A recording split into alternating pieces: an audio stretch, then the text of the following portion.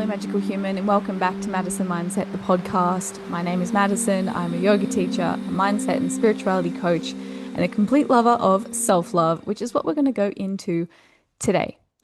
I'm going to begin putting episodes up on Mondays, and these episodes are going to be about practices. So things that I like to do, things that I do as practices, and I'm always going to put the actual practice itself, so you and me doing it together, on Patreon. So on the podcast, I want to talk to you about it. I want to teach you about it. And then on Patreon, if you'd like to follow along with me, then you can go over there and we can do the practice together. So all the details to Patreon are down below. Go and check it out. And yeah, it's going to be great. I really want to share more of the practices that I do regularly to help myself, to fill my own cup, to make myself feel better. And yes, I know there's a fan in this video. Can't be bothered to move it. I'm never going to be one of those people who's like, let's make the scene perfect. This is real. It's hot here. And that fan is necessary. That fan is so necessary. So it's not going to move. That's where it lives. Permission to be yourself and to be real, whatever. It's all fine. So we're going to be talking about self-love. Now, self-love has been a bit of a buzzword. It's been a bit of a thing. Everyone's obsessed with self-love. And something I've been seeing quite a lot of, and maybe you've seen as well, is people go above and beyond in self-love, in the sense that, if you take self-love too far and it's more of a self-obsession, you become quite egotistical and it's all about you. All about you. You completely lose sight of the fact that there are other people in the world. When you're not expressing any kind of self-love, you're in the opposite part of that. You're the victim, you don't like yourself, you're kind of small. So self-love, I want to call a healthy balance. It is somewhere in the middle. You've got room to grow. You know that you've made mistakes. You know that you are more than capable of failing. You know that you need to apologize sometimes and that you're always going to do your best, but you still love and respect yourself anyway. And I think that is the difference. When we talk about self-love, we're talking about unconditional love, right? If we just call self-love, healthy self-love is that balanced, really beautiful self-love to have that I was just talking about. And that overactive, egotistical self-love is conditional self-love. And the underactive, as in you don't like yourself at all, serious self-esteem issues, that's also conditional self-love. Okay, so conditional and unconditional love. Conditional love is love that is provided based on the conditions being met. Okay, so you put certain conditions on yourself or on others, and if you don't meet those conditions, then you don't earn the love. Unconditional love means there are no conditions. There is no terms of agreement. There are zero boxes that need to be checked, no hoops that need to be hopped through, nothing. You are going to be loved no matter what, whether you're the best person in the room or you make a fool of yourself. Whether you're the most attractive person or the least attractive person, you are going to be loved. And this is the kind of love that we want to start fostering between, parent and child is very common. Parents see the absolute world in their child. There's an unconditional love. We want to have that kind of love between us and a partner. Sometimes they're going to Sometimes they're going to wear weird clothes. Sometimes they're going to say things that are a bit lame.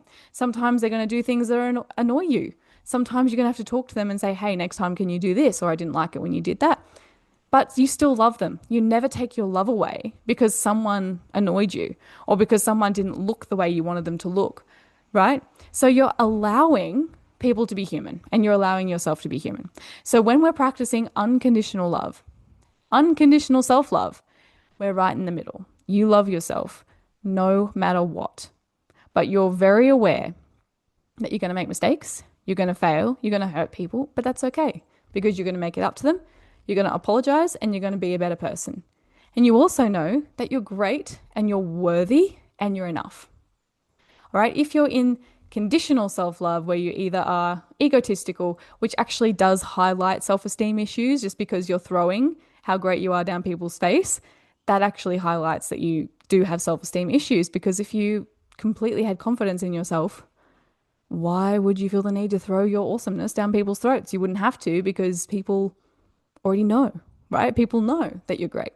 So if you feel like you have to prove your enoughness, your confidence to people, then yeah, you do have self-esteem issues because you're trying to throw it at people, right? On the other side as well, that conditional self-love, if you just don't think you do anything right, you're not a good enough person, and you just kind of shrink up into yourself, both of these states are not healthy. Healthy self-love, unconditional self-love, right in the center. This is what I'm talking about. I'm going to share with you a few practices that I love for fostering self-love. Some of these I still do. Others I used to do until I got to a point where I felt like, okay, I love myself. Like I don't need to do that anymore. The first practice, which is one that was a big one for me and is still one I recommend to clients all the time, but I don't necessarily do myself anymore, is mirror work. Mirror work, looking at yourself in the mirror, looking at your own eyes and saying to yourself, I love you. No matter what, I unconditionally love you. Whether you have a giant pimple in your face, whether you make mistakes, whether you tell lame jokes, I love you anyway. I love you always. I love you for exactly who you are. You are enough. That kind of thing in the mirror is incredibly powerful. And I did that practice every single day for a few years in the morning. After I'd brush my teeth, I'd do my mirror work and say to myself, I love you and I accept you for exactly who you are. And I stopped doing that when I found myself doing it naturally. And I've told this story before, but I was in the supermarket and I was walking down the aisle where there's all those fridges right down the side and you can see your reflection. And it was the first time I noticed myself. I looked at my reflection, I looked at my face, and I smiled at myself. And the word hey came into my mind like, oh, hey, like, oh, there's a friend, there's someone I love. Hey. And I did that naturally. I didn't mean to do that. I've never done that before. And that moment right there, I realized I had started to develop a really beautiful relationship with myself where when I see my reflection, I don't run. I look into my own eyes and go, hey, like I'm a friend. And that was when I started to back off on the mirror work a little bit because I found I was doing it naturally, in the mirror, in the car, in any kind of reflection. Whenever I'd see myself, I wasn't ashamed to look at myself. I didn't struggle with that anymore. It felt normal. It felt okay. So if you do struggle, if you hear about mirror work and think, oh, no, I don't want to do mirror work, that's a big sign. You probably need to do mirror work. The thing that you don't want to do is probably the thing that's going to help you the most. The second practice I do for self-love, which I absolutely adore, and I've been doing this for a long time and I will always do it, is a foot massage. Now, this practice is one I'm going to guide you on Patreon. So if you would like to do this foot massage with me and see what I do and try it yourself, go over to Patreon and join me. We're going to be doing that practice together. But the reason I do this is because it's honoring your feet, right?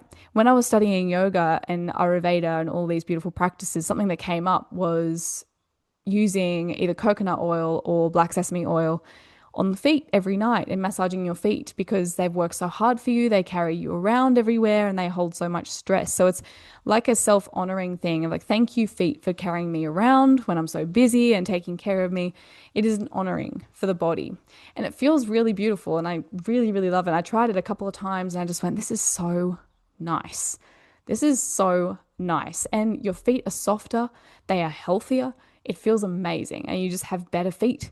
It feels great. So something I do for myself, especially when I feel like I've had a lot on my shoulders and I've been doing so much, when I'm being stuck in heaps of doing, I'll stop and massage my feet in a really intentional moment, maybe listen to some nice music or whatever it is. And it is just such a beautiful practice. So I highly recommend, self-love foot massage. It is the best. Doesn't have to take too long, but it just feels incredible. So if you want to do that practice with me, go over to Patreon and let's do that together because it is beautiful.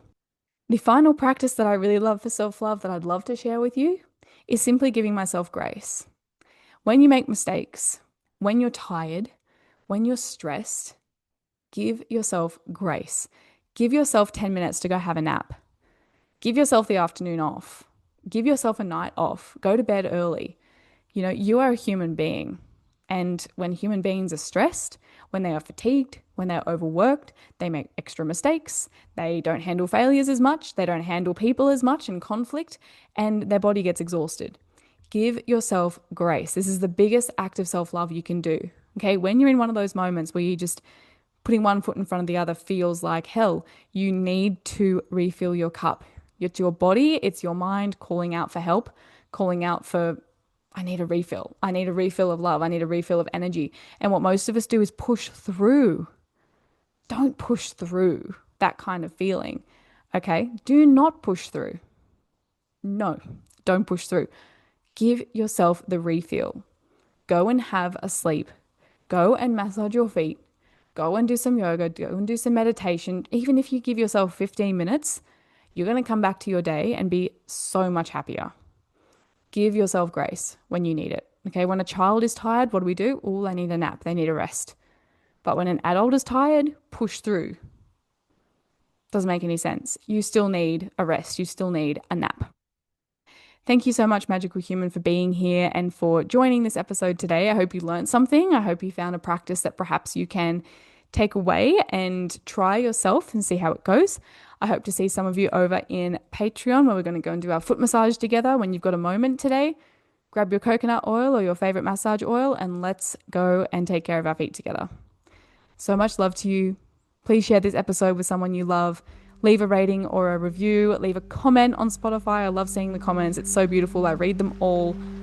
Thank you. I'll see you in the next episode. Love.